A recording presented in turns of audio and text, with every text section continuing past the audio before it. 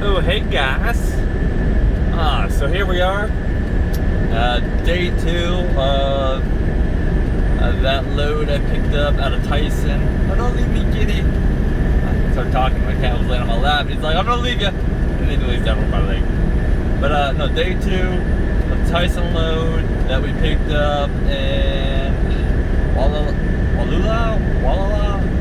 one or the other. I still don't know. Washington. This would have been I needed 3 days, well, like 2 days. I needed like 28 hours, 27 hours. But I'm gonna be pretty much that 3rd day short. I'm only gonna get to Cheyenne, and then somebody else is gonna have to come grab it, which is a bummer. That weather I hit over on the last trip really hurt me for the finishing, especially over the weekend. Now, the weekend snow especially. I would have had I would have made it, but I would have been pretty much done. As soon as I got to the delivery, if I didn't have to deal with all that weather over the weekend, I would have had 0 hours. Like right now, I'm getting no recabs back until I'm getting no recabs back until it's supposed to deliver. So I'm gonna have to get to Cheyenne. I'll have like an hour or two when I get to Cheyenne left on my clock, but I figured that was probably the best place to get it to. That way, because we're on 80, 40, and 10 a lot. Not really so much on 25, so it's easy for somebody to grab it off 80. Also, there's a JBS there that's most likely where I'm going to be grabbing a load, or at least an empty from it, if I'm not brought a trailer. But it sucks, because this pretty much means I just lost out on like an extra 500, 600 miles. So I'm only looking at 3,300 miles for this week, which is still a great check. But it could have been quite a bit better. It could have been over $700 more. So that kind of blows. But no, I mean this trip's been much easier. Yesterday though, I didn't break 600 miles, which like I was saying, I had that trailer that when I got to the shipper, and they had me do a 90-degree U-turn, and I was doing that, the glad hand fucking snapped off. So I had to zip tie it up, so I could take it down to our yard just like 11 miles away. But when I did that, it's like that was another 15 minutes, you know. Then it spent like another 20 minutes at that yard, and then I had to go. Ow, cat! Fuck. Then I had to go do the inspection on a new trailer, get that attached to me, make sure both sides knew where it was, so they go fix it. So I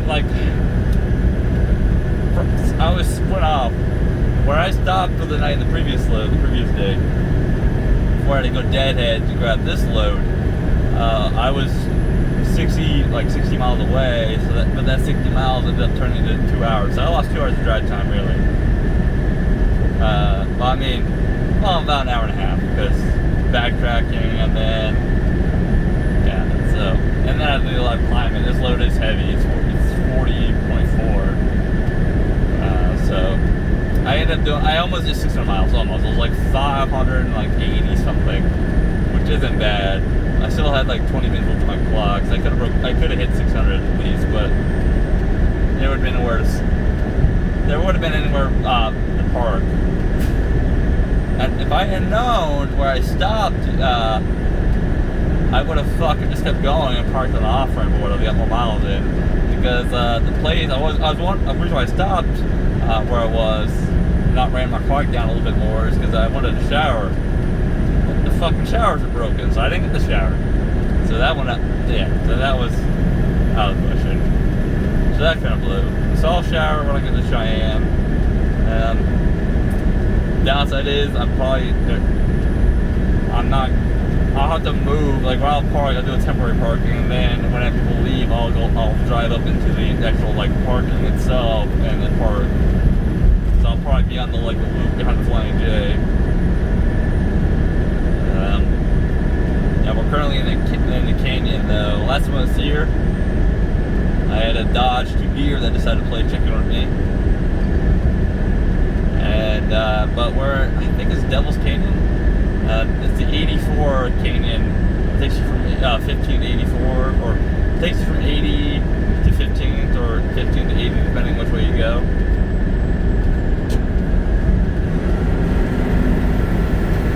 I don't like this fucking part because you get these major turns, and I am top heavy. You can definitely feel when you're top heavy because you can feel your truck being harder. And and every now and then I do forget I'm top heavy. Every now and then I do forget. Because they told me it was stacked up high, but also based on the weight too, I have a feeling I'm top heavy. It's stacked up a little high because it's meat load and it's 24 pallets and it's 40,000 pounds. I mean, that's telling me right there I'm top heavy, just from experience. Like it's stacked up, or the pallets they have high pallets. And what I mean by that is the pallets are just one pallet, but yet the load is stacked up pretty high. It's only something like, it's 24 pallets and like 700 boxes, so I feel like they're double stacked. It just sucks that it's sealed up. So I don't know if they load locked it or not. Most likely no, because dickheads.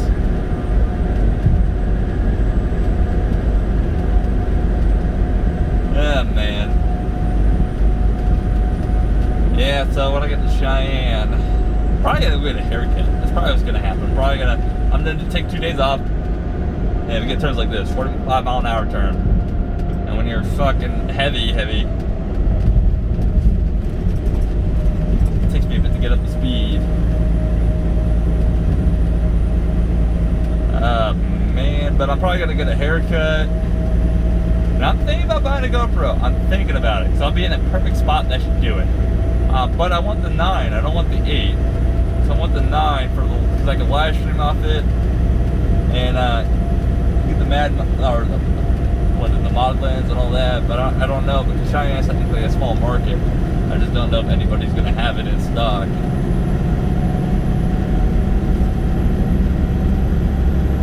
Right.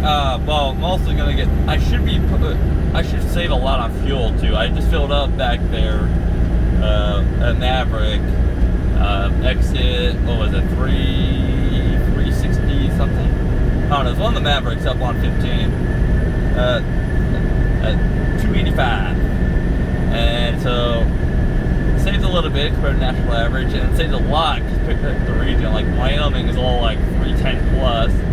That area was about the same. It was like 3 to 310. So that saved me a few dollars. DEF was, I have a 25 gallon DEF tank. Between DEF and filling up about 120 gallons cost me like, what was like $360. If I had to fill up over $3, that'd have been easily $450. So I probably saved myself like $100. Well, at least I saved at least $70 at least. I'm gonna have to do an extra stop though to get reefer, top the reefer off. I can easily make the Cheyenne though. I made it to get the Cheyenne and do it then. But no, this load's been pretty great. I am.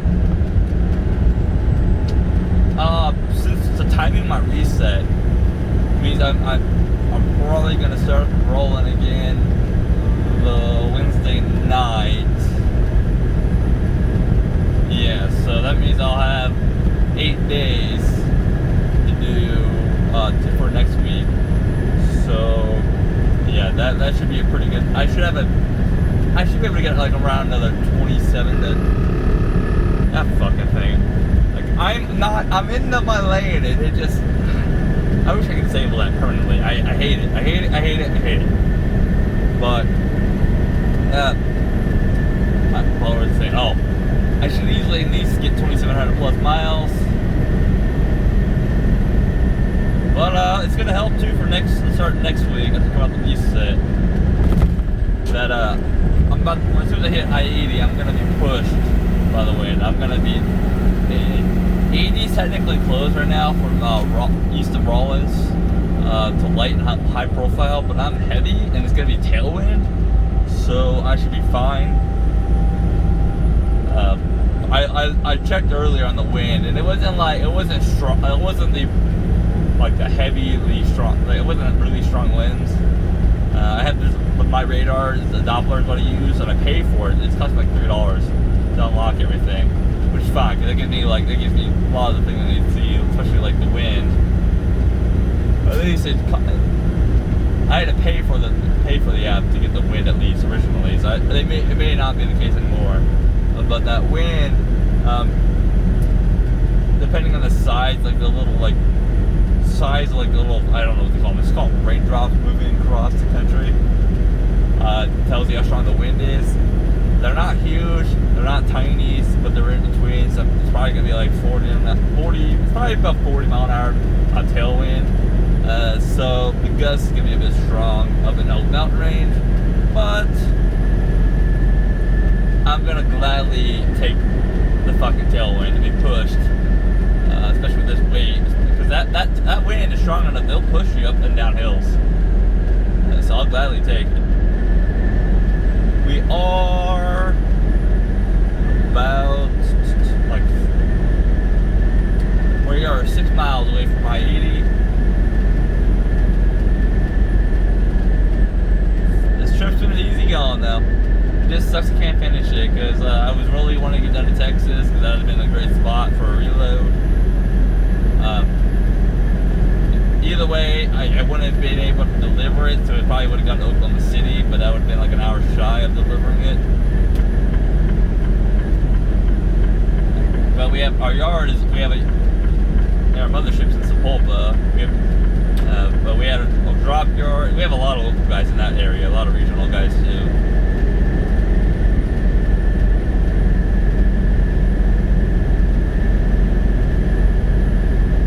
Really nice having clean mirrors though, because when I came across Utah this morning, when I was exhausted this morning, I didn't get much sleep. I stopped at like 10 o'clock, 10 a.m. Went to bed around noon. It's at 8. It always takes me an hour or two to unwind before I go to sleep. Unless I'm really, really drained. But an hour or two to unwind. I only got 5 hours of sleep. Well, luckily it's a short day. Killing my clock all the way. When I started today, I only had 10.5 hours. So I'll get to Cheyenne, and that's pushing. But no, when I crossed into Utah, it must have snowed or rained hard like the day before. Probably snowed overnight. The roads were soaked, and snowed. So there was a lot of people were spraying up a lot of salt. So my whole truck, everything was fucking just clouded. My windshield took 4 scrubs, so I actually had I generally don't let the squeegee get dry anyways. I will fucking keep it soaked, and it's just easier to clean windshield. But it took 3 or 4 soaked squeegees to scrub all the salt off. That shit was fucking thick. Even my side windows took 2.5. That shit was thick. Also, what sucks too is when everybody knows who drives vehicles is when your mirrors and your windshield. Pretty much windows. Yeah, windows. I'm gonna create new words. But when your windshield and your mirrors are dirty, you get glare. It's harder to see shit, and etc. But hey, this video is pretty much that. It's already 14 minutes. I try to keep these always short. Sometimes it doesn't work out. 14 minutes flew pretty quickly. But hey, you guys stay safe out there. I'll catch you down next time. Bye!